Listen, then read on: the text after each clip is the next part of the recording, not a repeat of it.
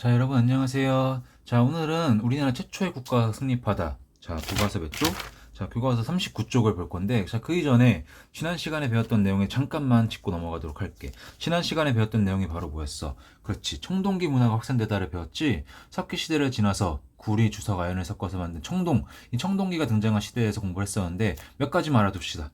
자, 청동기. 자, 청동기는 자, 재료가 귀하고 구하기 어렵다 보니까 어땠어? 누구만 사용한다 그랬지? 바로 지배계급이 사용을 했고, 그 지배계급은 거기 청동을 통해서 장신구나 제사용 도구, 무기를 만드는 데 사용을 했다 그랬어. 자, 그렇다면 여기서 청동기 시대에는 지배계급이 등장했다는 것을 우리가 알 수 있었는데, 지배계급이 등장할 수 있었던 이유가 바로 무엇이었다? 그렇지. 바로 교과서 37쪽에서 우리가 알 수가 있었죠? 자, 청동기 시대에는 뭐가 더 발달된다 그랬어? 그렇지. 농사기술의 발달로 생산량이 늘어났다고 그랬어. 생산량이 늘어나다 보니까 자연스럽게 잉여 생산물, 먹고도 남는 그런 잉여 생산물이 남았고, 그런 것들이 사유재산이 되고, 그런 사유재산을 많이 가진 사람이 자연스럽게 없는 사람에 비해서 더 많은 힘과 권력을 가질 수가 있게 되고, 그러면서 그런 사람들이 뭐가 되었다? 족장이 되고 지배계급이 되었다 그랬어. 그러다 보니까 그런 지배계급들이 귀하기 귀한 청동기를 사용하는 그런 사람들이 되었다는 것을 우리는 지난 시간에 공부할 수가 있었습니다. 자, 그러면 오늘은 우리가 그런 청동기 시대, 청동기 문화를 바탕으로 등장했던 나라에 대해서 배울 건데, 그것은 바로 뭐야? 우리가 잘 알고 있는 우리나라 최초의 국가, 바로 고조선입니다. 그럼 그 고조선에 대해서 한번 오늘 알아봅시다. 자, 교과서는 39쪽이야. 자, 우리나라 최초의 국가가 성립하다. 그 이름은 바로 뭐였다? 그렇지, 고조선이야. 자, 고조선을 보자. 자, 봅시다. 고조선의 건국.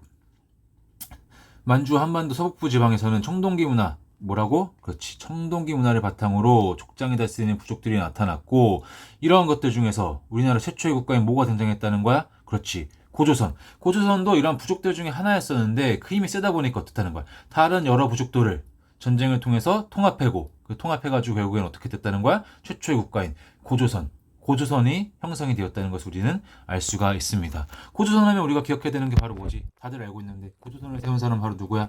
그렇지. 단군. 단군 한검에 대해서 우리는 모두 다 알고 와 있어. 자, 그럼 교과서에는 뭐라고 나와 있어? 자, 단군의 건국 이야기를 통해 고조선이 어떤 청동기 시대 농경 문화를 바탕으로 건국되었음을 우리는 알 수가 있다. 알겠습니까?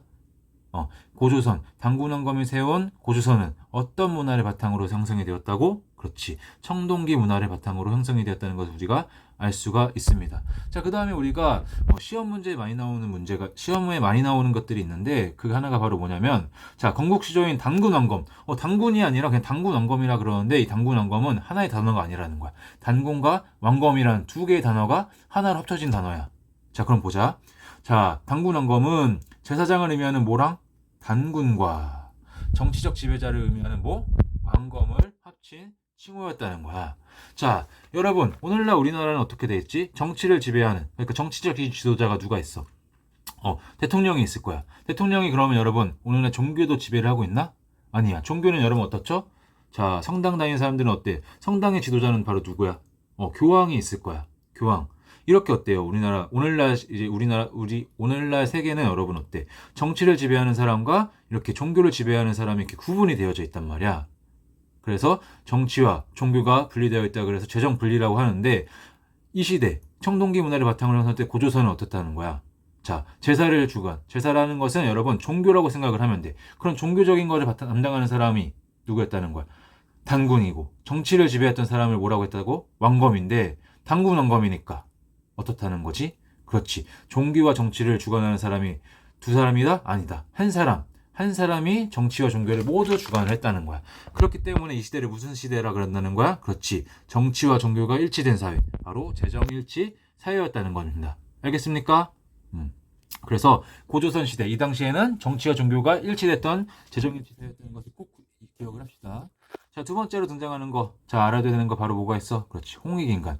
여러분, 우리 노래에도 알고 있죠? 자, 한국을 빛낸 100명의 위인들의 어떤 게 나왔어? 자, 아름다운 이 땅에 금수강산에 단군 할아버지가 터 잡으시고, 무슨 뜻으로? 그렇지. 홍익인간 뜻으로 나라 세우니 나오죠. 거기서 말하고 있는 홍익인간이 바로 여기 등장을 합니다. 자, 고조선은 널리 인간을 이롭게 한다는 홍익인간의 건국기념으로 세웠다라는 것을 우리가 알 수가 있죠. 자, 이렇게 해서 고조선이 어떻게 생겼는지 우리는 알 수가 있었어. 자, 그 밑에 보자. 문화 다가가기 위해서, 자, 여러분 여기는 아주 중요합니다. 자, 별표 하나 쳐놓을까? 고조선 관련 문화 범위와 독자적인 청동기. 꼭 밑줄쳐놔. 왜? 여기는 시험에 많이 나오는 부분이라고 할 수가 있어. 보자. 고조선 시기 우리 민족은 중국과는 다른 독자적인 청동기 문화를 형성했다. 그렇다면은 중국과 다른 독자적인 청동기 문화를 형성했다고 하는데 무엇을 통해 알 수가 있느냐? 그것은 바로 자 옆에 있는 지도에도 알 수가 있죠. 자 여기 부분, 이 부분이 바로 고조선이 위치했던 곳인데 여기에서만 독특하게 중국에서는 나오지 않는 여러 유물들이 나온다는 거야. 여기서 말하는 유물들은 뭐야? 역사를 우리가 공부하는데 필요한 바로 사료라고 할 수가 있겠지. 그 사료가 등장하는 유물이 바로 뭐냐?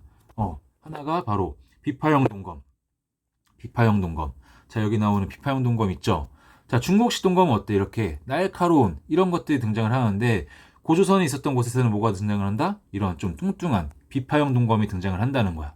이 비파형 동검뿐만이 아니라 자, 지난 시간에 말했던 지도자가 죽으면 묻히는 바로 무덤이 이름이 뭐였어? 고인돌이었지. 엄청나게 큰 바위나 이런 것들을 옮겨가지고 만든 고인돌이었었는데 이런 비파형 동검과 고인돌이 나타나는 곳이 바로 어디다? 바로 고조선의 세력 범위 이곳에서만 나타나기 때문에 우리가 여기는 중국과는 다른 고조선의 독자적인 청동기 문화가 발달을 했었구나를 우리가 알 수가 있고 이러한 독자적인 청동기 문화가 바탕을 봤을 때는 여기는 고조선이 있었다는 것을 우리가 알 수가 있습니다.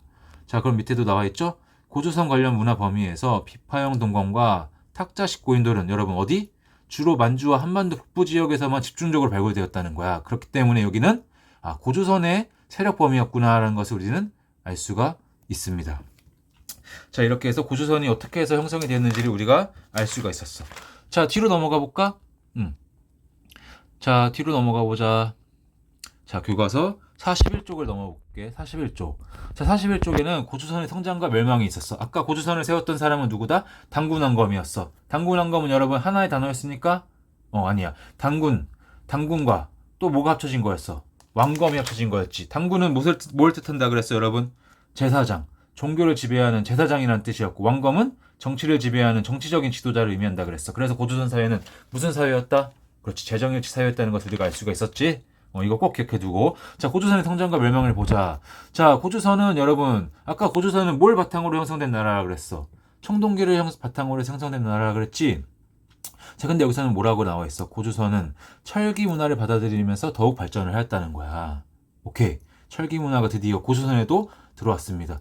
여기서 중요한 게 여러분, 우리나라 한반도에 있었던 여러 나라들은 다 그 뛰어난 문화가 발전함에 있어서 그 문화들을 다 어디서부터 받아들였냐면은 바로 중국에서부터 받아들였어. 옛날에는 가장 선진적인 문화를 형성했던 나라가 바로 어디였다는 거야. 중국이었기 때문에 중국에서 먼저 발달했던 것들이 어디로 넘어왔다는 거야. 한반도로 넘어왔었는데 그 중에는 바로 고조선도 있었다는 거야. 오케이. 그래서 철기 문화를 중국으로부터 받아들였다는 거야. 자, 기원전 4세기 경에는 왕이라는 칭호를 사용하고 누구와 대립할 정도로 뛰어난 문화를 형성했었던 중국과 대립할 정도로 세졌었대. 오케이? 그러면서 기원전 2세기경에 누가 집권을 하면서 위만이라는 사람이 고조선의 새로운 지도자가 됐다는 거야. 위만이 집권하면서 세력을 더 크게 확장을 했었다는데 이 위만 때 뭐가 본격적으로 수용됐다는 거야. 그렇지. 이 철기 문화가 본격적으로 수용됐던 게 바로 위만이 집권할 때였다는 거야. 알겠습니까? 청동기 문화를 바탕으로 형성되었던 고조선은 위만이 집권을 하면서 철기 문화가 들어오게 되고 그러면서 자연스럽게 더 어떻게 됐다는 거 나라의 힘이 강해졌다는 것을 우리는 알 수가 있습니다. 자, 그 다음에 중요한 거 또 하나가 나옵니다. 자, 여기 밑줄쳐놔야 돼. 자, 철제무기, 철기 문화가 들어오면서 주변 민족을 어때? 정복을 하면서 더욱더 나라가 세졌는데 그러면서 어떻다는 거야? 중국의 한 나라와 한반도 남쪽의 나라들 사이에서 무슨 무역을 독점을 했다? 중개무역을 독점을 했다는 거야. 자, 여러분 이렇게 한반도가 있고 이렇게 중국이 있겠지? 그리고 여기는 뭐 일본이 있을 거야. 자, 일본이 있는데 여기서 여기가 뭐라고? 한나라고. 고조선은 어디 위치했어? 고조선이 있고 여기 기타 여러 나라들이 여기 있겠죠. 자, 근데 여기서 중국과 여기 있는 여러 나라들이 서로 무역을 하고 싶어. 동거래를 하고 싶단 말이야. 수출과 수입이 이루어지고 싶어. 그러면 반드시 어디를 거쳐갔어야 되는 거야? 누가 가로막고 있어? 이 가운데. 그렇지. 이 고조선이 가로막고 있었다는 거야. 그러면서 고조선이 여기서 어떤 무역을 했다는 거야? 중개 무역을 했다는 거지. 한과 여러 나라 사이에서 가운데를 가로막고 있으면서 어때? 너희 무역을 하기 위해서는 반드시 우리 고조선을 거쳐가야 될 테니까 반드시 어떻다는 거야? 너희 수수료네. 우리한테 돈을 줘. 그러면 우리가 너네 서로 무역할 수 있게 길을 열어줄게 했다는 것이. 그러니까 울며 겨자 먹기 식으로 어떻게 했다는 거야. 한나라와의 다른 밑에 있던 남쪽의 여러 나라들은 고조선한테 돈을 주고 그러면서 무역을 할 수밖에 없었다는 거야. 그러면서 이런 중개 무역을 통해서 고조선의 힘은 더욱더 어떻게 되는 거야? 점점 세졌겠죠. 돈이 그건 뭐야? 힘이라는 거지. 자, 이렇게 중국의 한과 한반도 남쪽 여러 나라들 사이에서 중개 무역을 독자하면서 경제적 이익을 얻었다는 거 꼭 잊지 자, 고조선이 강성해지자 한은 이를 경계하면서 고조선을 침략했다는 거야.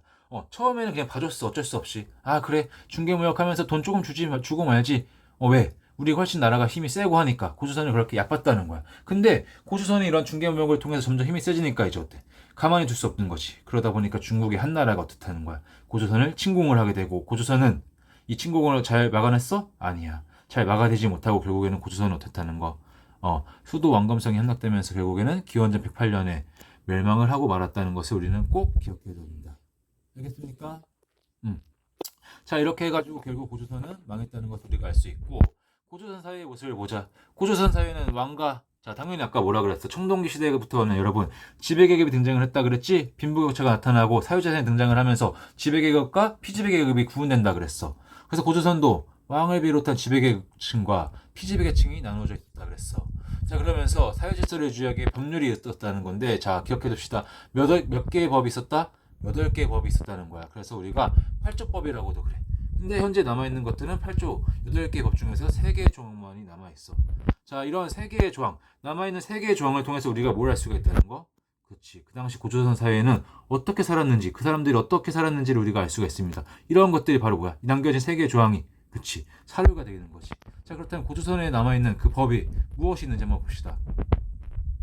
자, 볼까? 자, 사람을 죽인 자는 사형에 처한다. 사람을 죽인 자는 사형에 처한대. 자, 그렇다면 여기서 우리가 알 수 있는 게 바로 뭐야? 그렇지. 고조선 사회는 개인의 생명을 중요시 여겼다는 거고, 자, 남에게 상처를 입힌 사람은 뭘 갚았다? 곡식으로 갚는다는 거야. 곡식으로 갚는데. 자, 이것을 통해서 우리가 알 수 있는 것은 뭐야? 그렇지. 곡식을 통해 농경사회, 농경이 주였던 사회인 것을 알 수가 있고, 또한 뭐가 있었어? 갚는다. 사유재산이 있었다는 거지. 갚는다는 거면 돈을 통해서 남에게 돈을 준다는 것은 사유재산이 이루어지고 있었다는 거지. 자, 그러면서 밑에 보면 도둑질한 자는 노비로 삼는데, 노비라는 것은 뭐야? 지배계급 중에서도 가장 최하층이라는 거야. 그렇지. 노비를 통해 계급이 존재했음을 알 수가 있다. 그리고 돈을 내고 노비를 면하였다. 여기 뭐라고 나와 있어? 50만 전을 내야 한다는 거지. 아, 그렇다면 고조선 사회는 돈이 있었다는 거구나. 화폐가 있었다는 것을 우리가 알 수가 있습니다. 남아있는 고조선의 3가지 법 내용을 통해서 우리는 고조선 시대 어떤 삶을 살았는지를 우리가 알 수가 있었어.